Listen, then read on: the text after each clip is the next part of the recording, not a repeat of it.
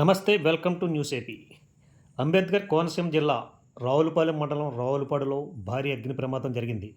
Waste oil గోడౌన్లో short circuit వల్ల మంటలు చెలరేగి గోడౌన్లో ఉన్న ఆయిల్ ట్యాంకర్, మినీ వ్యాన్, కారుతో పాటుగా అనేక ఆయిల్ పీపాలు అగ్నికి ఆహుతయ్యాయి.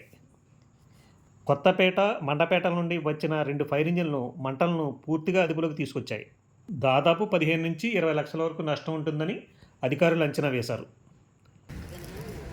ఈరోజు అరౌండ్ 4:00కి కొత్తపేట అగ్నిమాపక కేంద్రానికి ఫైర్ కాల్ మెసేజ్ వచ్చింది. ఇక్కడ రావులపాలెం విలేజ్, రావులపాలెం మండలంలో వేస్ట్ ఆయిల్ బర్న్ అవుతున్నట్టుగా సమాచారం ఇచ్చారు. దాన్ని అందుకని కొత్తపేట అగ్నిమాపక కేంద్రం నుంచి మళ్ళీ మండపేట అగ్నిమాపక కేంద్రం నుంచి 2 వెహికల్స్ టర్న్అవుట్ అయ్యి ఇక్కడ రావడం జరిగింది. ఫైర్ పుట్ ఆఫ్ చేయడం జరిగింది.